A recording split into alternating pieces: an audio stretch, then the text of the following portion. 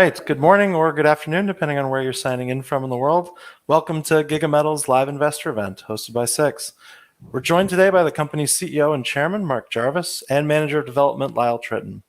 Mark and Lyle are here today to review the details from the recently announced pre-feasibility study, as well as answer your questions in a Q&A session. You don't have to wait for the Q&A to submit questions. You can submit them at any time using the chat panel found on the right-hand side of your screen.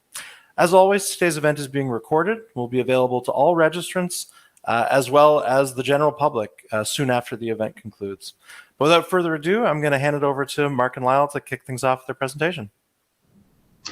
Well, first of all, I want to just welcome everyone here and to say this is a really big deal for us. Completing this pre-feasibility study is wonderful. We've gone through a significant de-risking of our project, and we've got a lot more confidence in every single part of this than we had at the PEA level. So I'm just with that, I think I'll just get started and go through this. This is a standard disclaimer. So just to review quickly, Hard Creek Nickel Corp is the joint venture company of which Mitsubishi Corporation owns 15% and we own 85%. And we have been working with Mitsubishi very closely in putting this pre-feasibility study together. Mitsubishi also had their own outside engineering group that was monitoring the situation, a very conservative engineering firm that was making sure that everything we were doing was realistic, which is how we do things anyways. But they also had, at times, very good suggestions. It was quite a collaborative process. So here's some of the highlights. We're looking at 37,000 tons a year as a typical annual output of nickel and cobalt. Just to give some idea of the scale, that is a similar scale to the big, or I could even say the giant, high pressure, high temperature acid leach projects, HPAL projects, processing laterite in Indonesia. Those projects, typically, my understanding is their capital cost is about $3 billion.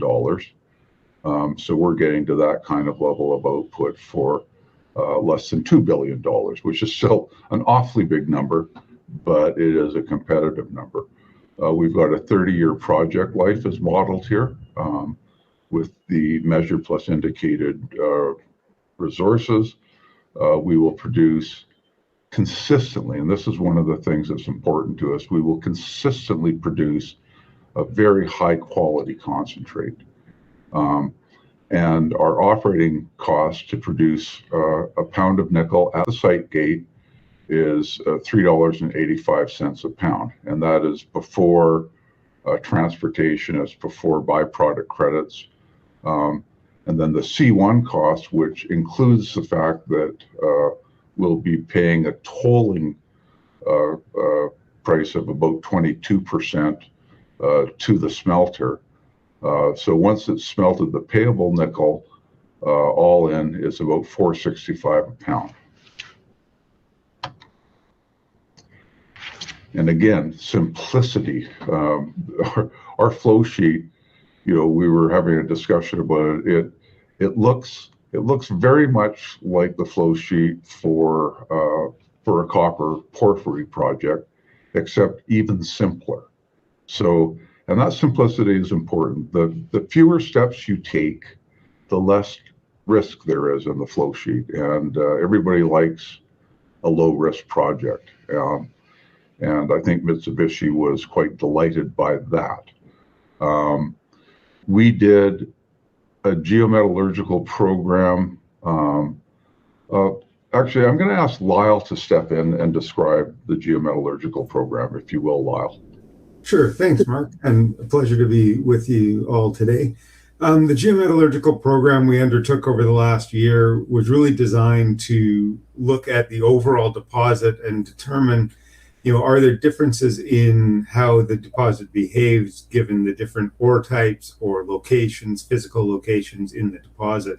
We picked 70 samples from around the deposit in consultation with the geometallurgical specialists, had all of those tested through our standard flotation process. And what we discovered at the end of the day is, unlike a lot of deposits that have a lot of complexity to them, we have one recovery algorithm that fits the entire deposit.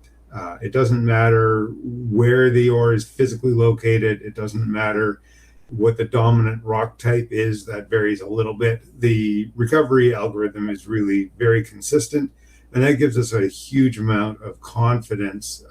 When you go to operate a mine, you don't want to be guessing, is this part like A or like B? We know it's the entire deposit operates on the same recovery algorithm. Of course, there's a range of recoveries across the deposit, but that's very predictable for us. And if I can say, part of what gives us confidence is that, in order to understand the cash flow from this project, you have to be able to predict what your recoveries are from all these different parts of the deposit. And the algorithm that's been developed, this is a huge success.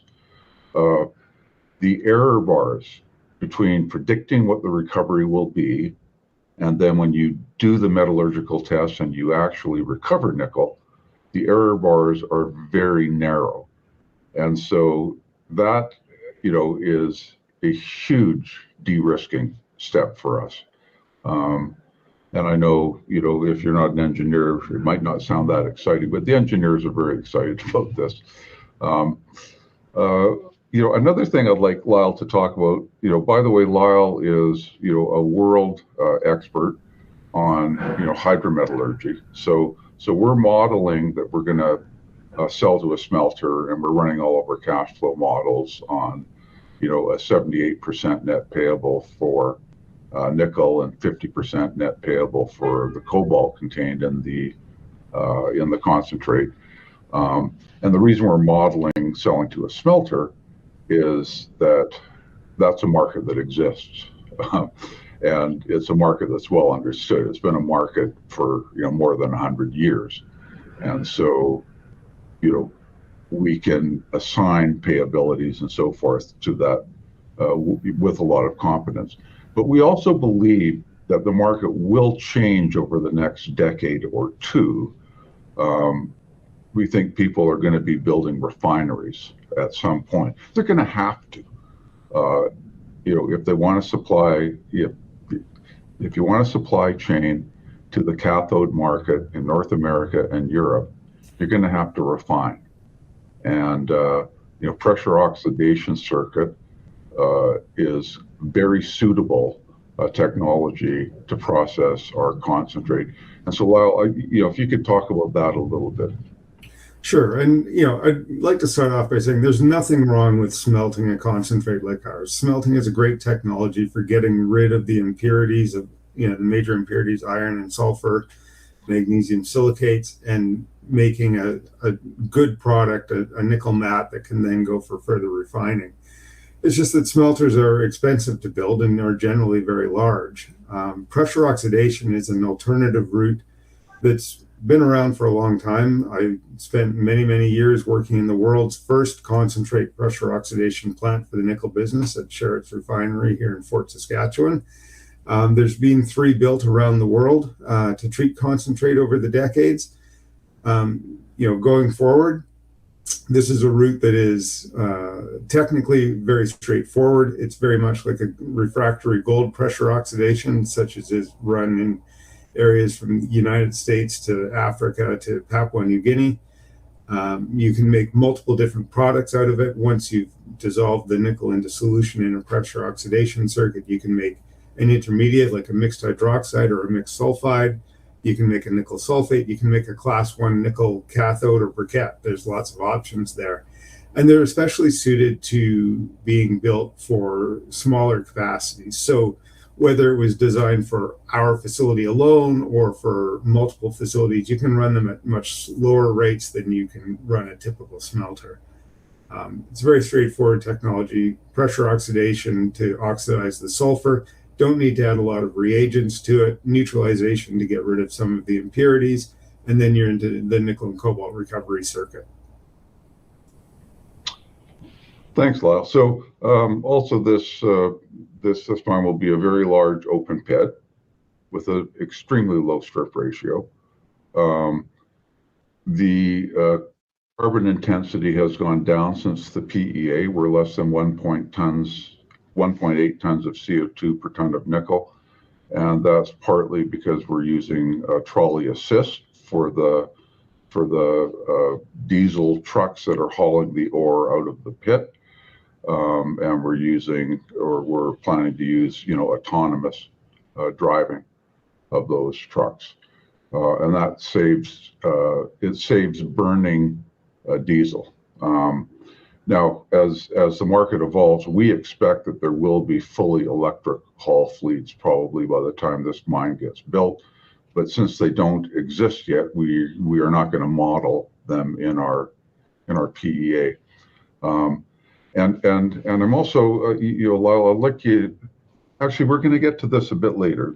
The tailings sequester CO2, and they've been very well designed, but we've got a slide on this later that we'll speak to. So here's the economics, and it's kind of interesting. So for a project of this size, for a base metals project of this size and mine life, what you're hoping is to get a post-tax internal rate of return of better than 10%. And we've got 11.4%. Now, what's interesting here is if you look at the pre-tax internal rate of return, it's 11.1%, you expect the post-tax internal rate of return to be lower than the pre-tax internal rate of return. In this case, it's higher. And I'm going to ask Lyle to speak to the reason for that. Sure, Mark, thanks. Recently, the Canadian government has announced a clean technology manufacturing investment tax credit, which is actually a refundable tax credit. Kind of mirrors the stuff that's being done in the US with the Investment Recovery Act, where companies are getting some sort of rebate money up front rather than getting it back out of taxable earnings later on. And so we actually get some cash flow out of this as refundable tax credits very early in the project life. And that's what helps change the paradigm. And this is a step that's being taken across the Western world, in different forms in order to really ensure that we're able to control our own supply chains. The governments have recognized that it's really important that we not just rely on China and Indonesia for everything. And we want to have some control ourselves. So they're taking steps now to incentivize resource extraction all the way through manufacturing. And we've seen the numbers with some of the big battery plants. It's going to be the whole supply chain. So, we're very pleased with the Canadian government's move on that. So let me speak also to the nickel price assumption that we use, a long-term nickel price of $9.75 a pound. That price is 19% lower than the 20-year average price of nickel in 2023 dollars. So we feel that's a conservative price. Currently nickel is, fairly volatile. It's been reacting negatively to the slowdown in China.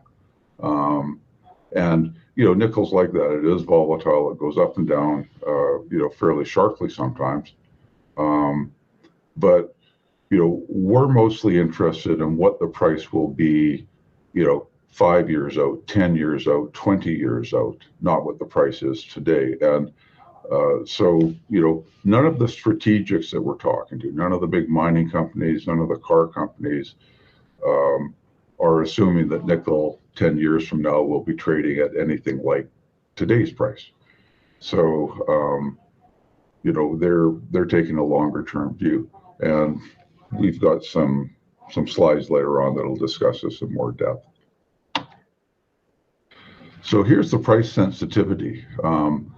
So if you take a price of $11.22 a pound, which is 15% higher, that is still below the long-term or the 20-year average price of nickel. And you can see how sensitive this is. The depreciated net present value post-tax gets over $1 billion US. Now the low price of 829, the economics do not look particularly good. I don't think anybody in the business is expecting prices like that in the long term. Here we are in a good jurisdiction. Rule of law, of course, this is important to international investors. It's a mining jurisdiction. There are lots of open pit mines, particularly in British Columbia. And we are in territory that is claimed jointly by the Tahltan and the Cascadena. And both those nations we have ongoing relationships with. They're broadly supportive of responsible mining development. They're supportive of economic development in their territories. So it's good. We're well located. Here's the mineral resource statement. A total of measured plus indicated of 1.5 billion tons,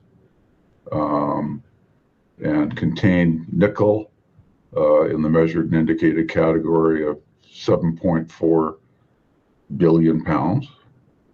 And then the inferred category, there's another 5.3 billion pounds of nickel. Big deposit. We now have mineral reserves study.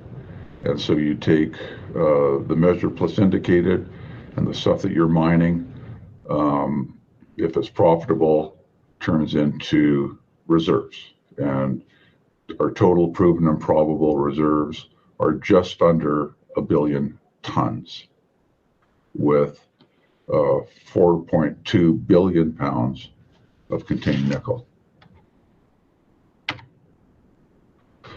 This ultramafic intrusive, if you look at the Horse Trail Northwest area, which is where most of the drill holes are, that is where the mine, that is where the open pit will be.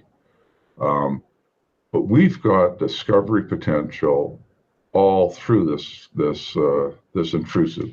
And if you look at the cliff zone to the right, we've got a few holes in that historically. We've just never had the budget to be able to drill out these other zones properly. The cliff zone's interesting. It's got nickel, copper, cobalt, and a higher platinum and palladium than other parts of the deposit. It's quite interesting. The Hatzel zone has got good grades. It's on the other side of the river. That's not included in the mine plan. And then all of the other zones, we've got drill holes that are broadly similar to what we've got in the Horse Trail zone. So, this 30-year mine life, we all believe that, ultimately, if you can get this project up and going, you will be able to expand at some point. So, we can't prove that today because you have to do the drilling before you could actually claim it. But we can say that there is a lot of potential for future discovery within this ultramafic intrusive system. Lyle, if you could speak to the processing flow sheet. For sure. So one of the changes that we've made since the PEA is a little bit of a change to how we're going to build the plant, but the processing flow sheet is effectively the same. It's a very straightforward and simple flow sheet. Bring the ore out of the mine straight into a primary crusher. We do have a low-grade stockpile, but it will be a relatively small feature of our project. Once we've done that primary crushing, the material is conveyed across the river and up the hill into a crushed ore stockpile that feeds our mill, which is located above our tailings pond. And we like this approach because it means that we're conveying rocks instead of pumping slurries. And then when we go to the tailings, it means that we're using gravity flow instead of high pressure piping and pumping of these slurries that can lead to more problems. Coming out of the crushed ore stockpile, we have a secondary and tertiary crushing circuit. The secondary crushing with the cone crusher is very standard. The tertiary crushing is actually with a high pressure grinding roll, which we tested in a pilot test at UBC this year. It's an amazing piece of equipment. I was blown away by how quietly, how dust-free, how efficiently it runs, low energy consumption, and it just crushes the material by compressing two rolls together and pushing the rocks against each other, and it does an amazing job.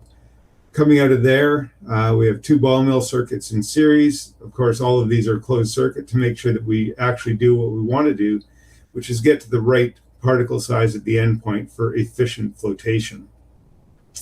The rougher flotation circuit is big because we've got a big mine. We're looking at processing 30 million tons a year or 90,000 tons a day of ore. So that rougher flotation circuit is very large. But once we come out of that, the flotation circuit gets quite small because we're dealing with, a relatively high grade material after that. 3 stages of cleaning, some scavengers on the first cleaner to make sure that we don't throw any material away that is recoverable. And the tailings go to our tailings management facility where they'll sit there and work to sequester carbon as well as be safely stored, and concentrate goes off to market. There isn't a lot of difference in the flow sheet. We don't have to have multiple different recovery schemes, multiple different technologies in place. It's all just very standard flotation circuits such as have been used in the industry for a very long time. We've got that primary crusher adjacent to the mine that reduces how much hauling we do, but then we've got the process plant located in the best place to allow us to do the processing and get the material, the bulk of the material into the tailings afterwards. Next slide. Yeah, thank you, Lyle. So simple equals low risk. And part of this that's quite interesting, and it comes out of the development of the recovery algorithm in part, but also just extensive metallurgical testing. We know that we can consistently create a high grade, very clean concentrate. And, that part is, again, the error bars are very narrow between what is predicted and what is actually recovered. So that is, again, a huge de-risking of this project that we're all quite excited about. Lyle, do you have anything to say to that? Just a couple of things. The nickel sulfides are declining globally, and we know this product is going to be in high demand for the future. The grade is fantastic.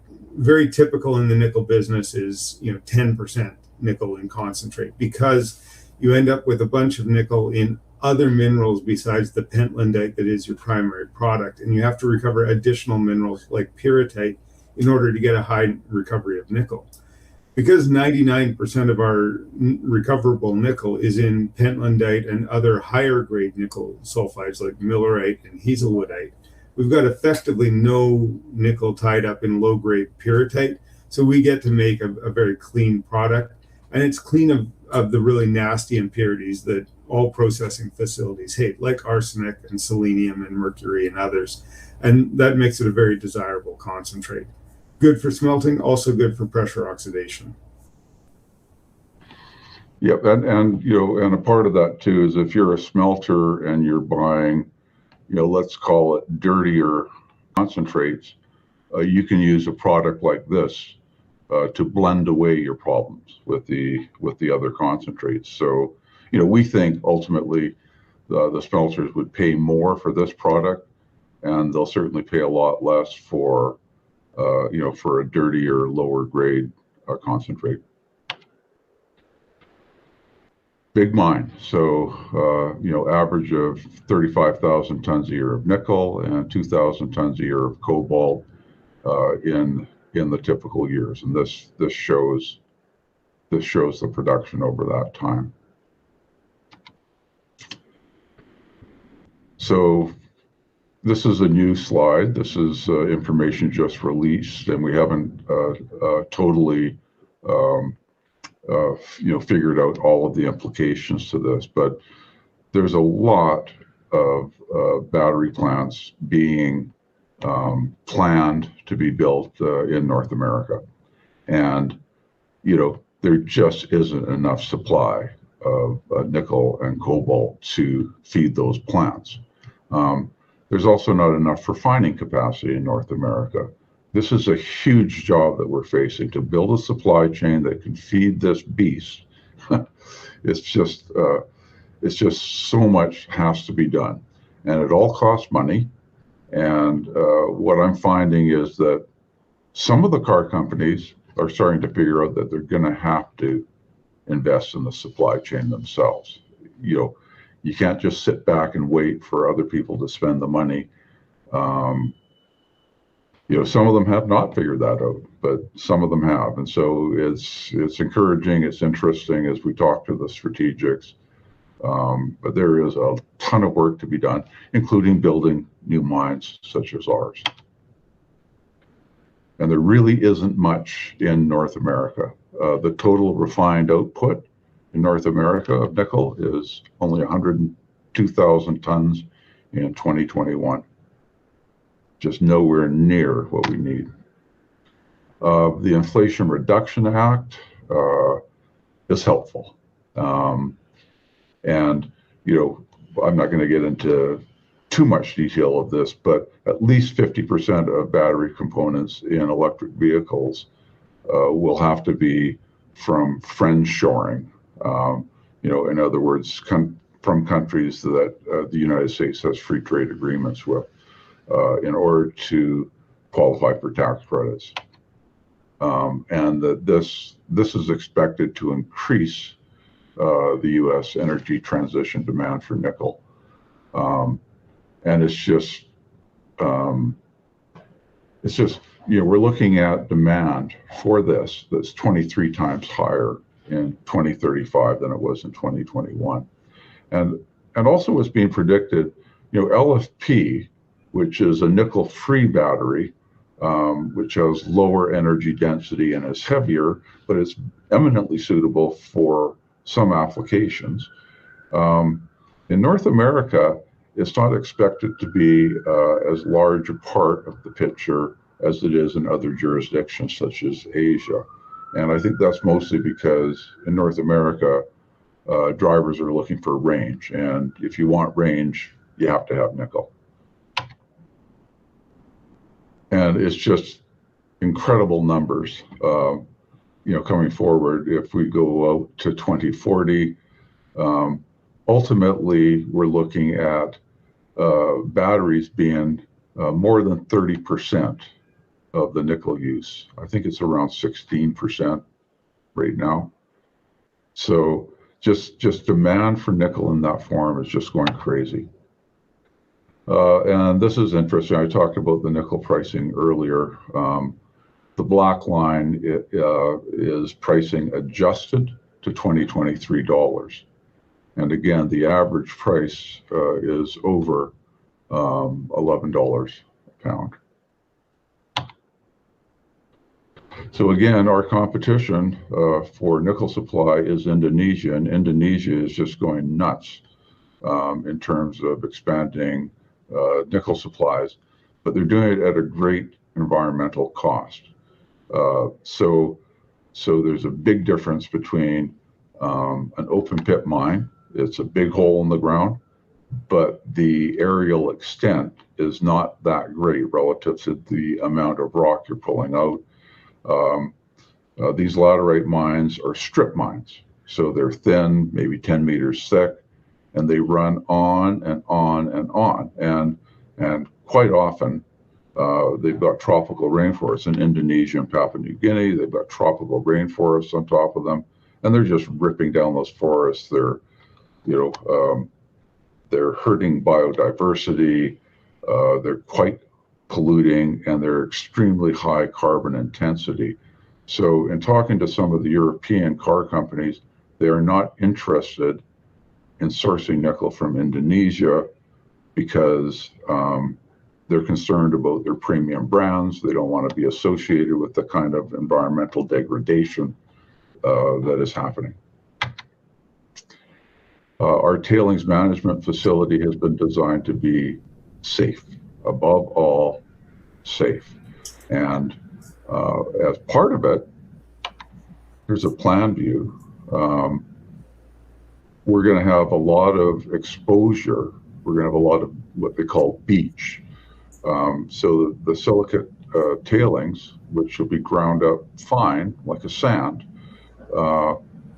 they've got a lot of surface area exposed to the atmosphere. And so this is all about absorbing CO2 from the atmosphere. This will be, the tailings management facility will be a big carbon sink. Now we haven't included the sequestration of CO2 in our estimates of how much carbon this project will produce, but we plan to do that in future. It's significant. And sulfide is simply low carbon. We're dwelling on this because, again, a lot of the strategics, this aspect is extremely important to them.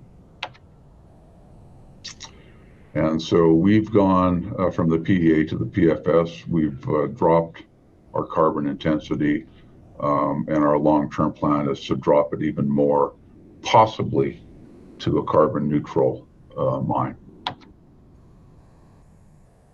So we've announced the PFS as of today. People ask me, what's the next step? Well, it's deal time. There have been a lot of strategics waiting for this pre-feasibility study. They're interested in the project. I believe that we've delivered something that will solidify their interest. And so we're going to be extremely busy. Today's the starting pistol. We're going to be extremely busy for the next few months. Here's our board. I've talked about this before. I'm working very closely with our president, Martin Vidra. Martin is running our own internal process in terms of finding partners. And I give Martin full credit for finding Mitsubishi. So step one, we've got our first partner in place. And frankly, I also give Lyle Trytten a lot of credit for that, because he provides the technical competence that a potential partner wants to see. He's a very credible engineer, and Mitsubishi is very happy to work with Lyle. So this is a pretty dynamic duo, Martin and Lyle, both ex-Sherritt. We're very lucky to have both of them. Here's our capital structure. And there we go. That's the end of the presentation, and I guess we're open for questions. Thanks, Mark. I appreciate that very much. We have had a number of questions already come in from the audience, so I'm going to start jumping right into those. And keep in mind, you can still ask questions in the chat panel on the right-hand side of your screen at any time. And if we don't get to your question for whatever reason, or if you're like me and you come up with the perfect question one moment after it ends, you can reach out and we'll be sure to get back to you. The Giga team will get back to you with an answer as soon as possible. But jumping right off, the question from Sandy, and this is presumably to Mark, but he asked what the model you have in mind to find the remaining capital will be. We have no intention of doing financings by issuing stock. We think there is such a disconnect between our market capitalization and what this project is worth that it just makes no sense to raise money on the basis of our market capitalization. So we're looking for a similar structure to what we did with Mitsubishi. We have this joint venture company that we formed. We own 85%, Mitsubishi owns 15%. We're looking at selling another piece of what we own to another partner for, Mitsubishi got in early. We've used the money that they put in to improve the project and to de-risk it significantly. We think that the pieces of the project are now worth more than Mitsubishi paid, and how much more will be a matter of negotiation. However, we've got a pretty good idea of what we need to raise to get it to final investment decision, including all of the geotechnical drilling, the engineering, ongoing metallurgy, but also the environmental assessment. We think we're looking at something on the order of $50 million US to get this to final investment decision. So that's the kind of money we're looking for. And we're not going to do it by issuing stock. Appreciate that. And the follow-up question you did sort of touch on in the presentation, but I think it's always worth reiterating. We asked, when capital is found, how long will it take to build the mine? Over to you, Lyle. So with permits in place and capital in hand, it's really about a 3-year construction project. It's what's being modeled in the pre-feasibility study by the engineering team. There might be a little bit of early work in the year before that, just in road prep and stuff, but it's about access first, and then once you get in there, going hard to build stuff. Unlike a lot of mines where there's a lot of pre-stripping of waste materials to get to the ore body, we don't have that situation, so we don't have to spend 3 years digging up waste. It's really about building the processing facilities, and then because the ore is very near surface, we can start mining right away. Yeah, and it's also about building the power line and building the road. So you have to build the road before you start moving in heavy equipment and heavy pieces of processing equipment. Oh, appreciate that. Jason asks, what potential impact the PFS will have on government support towards infrastructure for the project? Well, I'm hoping it has a very significant impact. Just every step you take forward in terms of doing more detailed engineering gives the product more credibility, gives the project more credibility. And we've got quite a lot of credibility with management now, just by virtue of having a partnership with Mitsubishi Corp. I can't emphasize that, over much, because they are a very credible company. I'm going on a trade mission next week to London and Paris with the Minister of Natural Resources, Jonathan Wilkinson. And, I'll have an opportunity on that trip to talk to him directly and to the Deputy Minister. And frankly, I'm hoping that the Assistant Deputy Minister will be there, because these are the people that, if they ever do a cabinet shuffle, they provide the continuity people at that level. So, but we're looking for help with the infrastructure. We would love to have government participation in extending the power line and in, building the road. And so there's federal money that has been earmarked for infrastructure investment to support critical minerals projects. And we think some of that should be spent in British Columbia rather than all of it in Ontario and Quebec. So anyways, it does help. Having this level of engineering, I think, will help to advance those conversations. That makes sense. Barry mentions, he's quoting Robert Friedland here, who apparently recently said to not invest in British Columbia because in wet climates, the tailing dams are a risk. And Barry's looking for both Mark and Lyle's just comments on that comment. If you have any response or interest, or a couple audience members who noted they were interested in your response to that recent quote from Robert Friedland. I'll give that one to Lyle. Sure. I think that's really interesting, Romeo, and it's a good question. I think what people have to realize, and maybe some people don't understand British Columbia well enough, but it's a really big province with a lot of different climate zones. And there's really, really wet areas, and there's really, really dry areas, as we've seen over the last year. And there's been very successful mining of large-scale projects in BC for a very long time. Where we're located, we're in the rain shadow of the coastal mountains. So you go a couple hundred kilometers to the west of us into the coastal mountains, and you get meters per year of rain.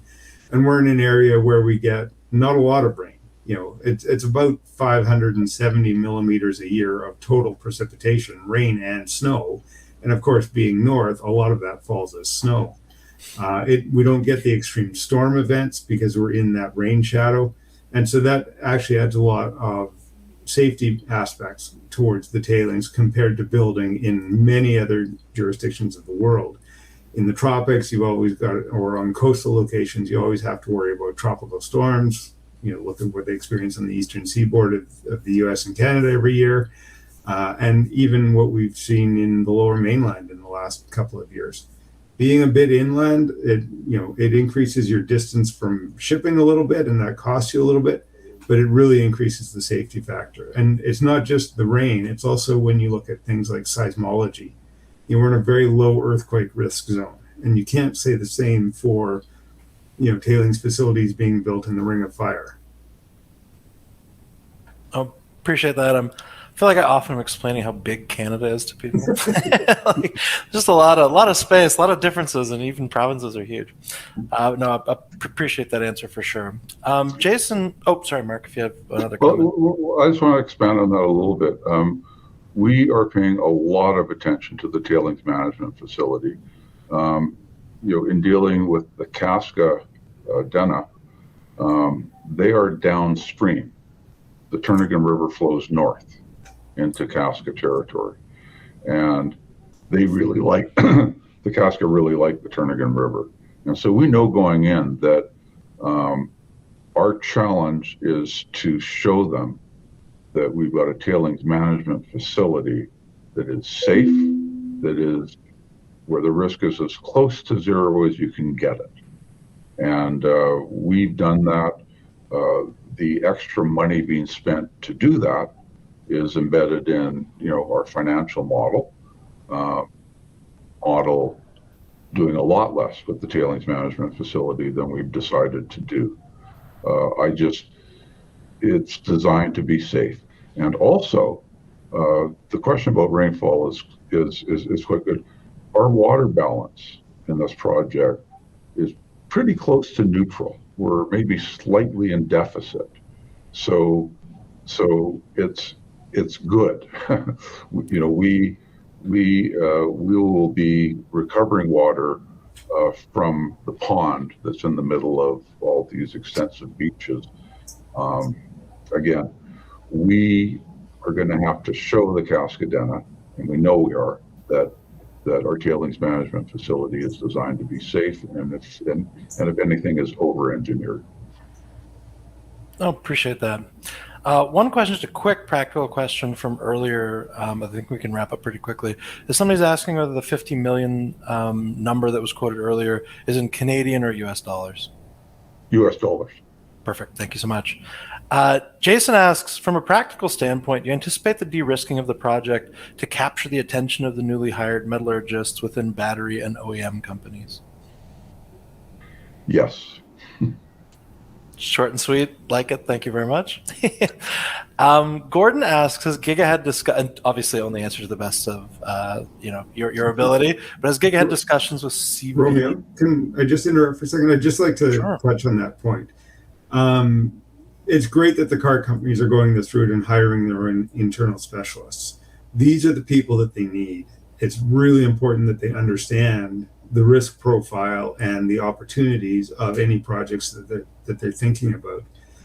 As an engineer myself, I've done a lot of due diligence work on projects globally for many, many years. I've worked on Turnagain now for 4 years with Mark. It's been a great experience. I look forward to those conversations. And Mark mentioned that Mitsubishi brought on a due diligence team before they invested in the project, and they've kept them on through the entirety of the pre-feasibility study. And I've been meeting with them every month and having these discussions about the mining, about the metallurgy, about all aspects of the project. And they've been very helpful. In general, they've been very pleased, very positive. They've brought forward some good suggestions as well that we've taken on board as we look at the project. And those are great discussions to have because it gives everybody confidence, not just them, but also us. It gives us confidence that, what we think is the right thing is the right thing. Oh, thanks, Lyle. Appreciate that extra context. The one question from Gordon is, has Giga had discussions with CVMR Corp? Not to the best of my knowledge. Perfect. One question from Dal, and Dal, please correct me in the chat if I'm not guessing what your acronym is, but I believe he's asking what are the total costs at Turn Again? The total capital costs? I believe so. 1.9 billion US. Perfect, thank you. One question that's a bit on the technical side, quoting from the PFS here, the resource will be selectively mined with low-grade materials placed on a low-grade ore stockpile for later recovery. He asks if you're moving the ore already, isn't this a more capital-intensive approach? Lyle? Realistically, when you have low-grade ore in place, you've got two choices. You can put it to stockpile or you can process it directly. And it's about managing your cash flow. And in an operating mine, these decisions get made all the time, every day. What's the best thing for us to do today? Put it on the stockpile and incur extra cost to process it later, but that lets us process something that's worth more today, or just put it through. And these are very standard decisions. You can just run it all straight through. It's entirely feasible to do that. What we've done with the pre-feasibility study is dramatically reduce the amount of stockpiling compared to the PEA. In the PEA, we had a very aggressive stockpiling approach that ended up building a stockpile of about 200 million tons that we then operated the last 7 years of the PEA, years 30 to 37, we're simply consuming stockpile. What we've got now is a much smaller, more conservative approach. Total stockpile gets to about 34 million tons. We use it up at the end of the mine life in that 29th and 30th year. We feel that it's a much more rational level. We can always go more aggressive. We can always go more conservative, but it feels like about the right amount to both manage cash flow within the company and manage regulatory expectations. Nobody really wants a big stockpile sitting there. They understand it's a necessary part of mining, but we have that flexibility. Appreciate that. One question, what percentage did you use as a buffer / contingency costs? Yeah, so we've done a lot of engineering on this project over the last year. In fact, I sat down with the engineering company about 6 or 8 weeks ago, and they said, from the point of view of the process plant and all the equipment and everything else, you could just call this a feasibility study. Like, you don't really need to call it a PFS. So, yeah, but realistically, we have other uncertainty areas that drive us towards calling it this, right? We need to understand a bit more about geotechnical matters and things like that. So it will be a PFS. We've got about 14% of the direct costs as contingency within the project, and with that really good level of definition of the engineering. We've got layouts and section drawings and every elevation drawings for all of the process plant equipment. We've got quotes for all of the major equipment, bills of material for installation for everything, motors from 50 horsepower up. So we've got a really good level of definition, and 14%, having been in the metallurgical business for a long time and built a lot of projects, it's a very reasonable number to have at this point. Of course, things can go better and things can go worse when you get into practice, right? Yeah, it's interesting that the capital cost is pretty much the same as it was in the PEA. There has been significant inflation since the PEA. We frankly expected the capital cost to be higher, but again, the engineering company is out getting quotes on major equipment, so this is not a factored estimate. They went and got quotes, and so we feel good about this. Also, some of the off-site infrastructure actually went down, and so that sort of balanced out any inflationary effect on some of the equipment. I just want to leap in and answer a question that maybe people aren't asking. So in our financial model, we use a 7% discount rate for depreciated net present value, and typical is 8%. And, some people might, roll their eyes a little and say, well, that's kind of aggressive. Like, why are you doing that? The reason we're doing it is because Mitsubishi is our partner. And if this project actually gets built, the price of money will be even lower than 7%. And so we felt that 7% was reasonable, and the engineers felt that 7% was reasonable. So that's the reason. We've got a partner where we know that the cost of money isn't going to be as expensive as it might otherwise be. And if logically anybody can explain to me why gold projects are okay at 5%, but base metals projects need to be at 8%, I'm all ears. So one of those industry questions. One question, were the recoveries, that 52%, in line with your internal expectations? Wow. Yeah, broadly they are. We expected it to tick up a little bit. We've got some work ahead of us still on the recovery side. There's a set of assays that we didn't do for, it's now about 15% of the deposit that we drilled in the last several years, that we think offer us some upside as we look to improve our recovery algorithm a little bit more than what we're using in the PFS already. Higher precision yet, and we think there's a bit of upside there, but they're broadly in line with our expectations. For the good ores, we'll get 70-75% recovery, and for the marginal ores, it will be a lot lower than that. And over the life of mine, it averages out. Because a portion of our nickel is in the silicate host rocks, it's unrecoverable unless you want to build a 30 million a ton silicate ore leach. And pour an awful lot of acid on it, which we don't think is a practical or appropriate thing to do. The sulfides are what's recoverable, and those are the ones we're going after. And it's about 2/3 of our nickel is present in sulfides. And so when we get about 52% recovery, that's about 70% of the sulfides, and that's not an unreasonable value. Yeah. Yeah, and some people might look at that and go, well, 50% is a pretty low recovery, like if you're used to copper porphyries, for example, which have a completely different deportment of the sulfides. But if you look at other large, low-grade, open-pittable sulfide deposits, a lot of them have recoveries ranging from sort of 39% to 42%. So our recoveries at 52% are actually excellent compared to our competition. Thanks for that extra context. I think we got time for one last question. It's a short one from Jim. He asks, is Mitsubishi willing to finance 100% of the capital? No. We're looking for partners to spread the risk. Typically, Mitsubishi likes to have 20 or 25% of the project by the time it's an operating mine. They don't want to operate. They're very keen on getting a major mining company in as a partner to actually build and operate the mine. And they're active in helping us search for that partner. So no, this is a $1.9 billion capital cost.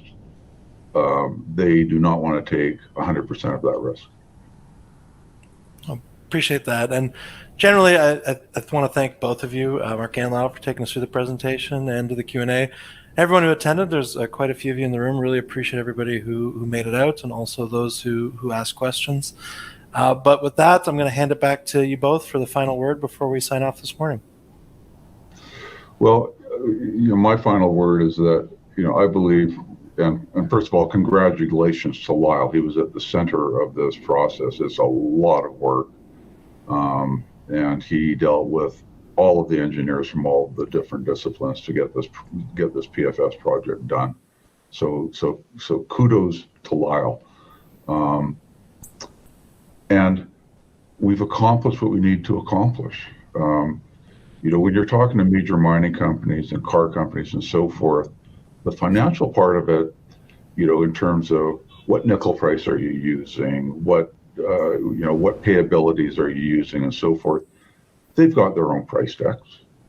They've got their own assumptions about, payabilities. But what they're looking at really is, do I believe the capital costs?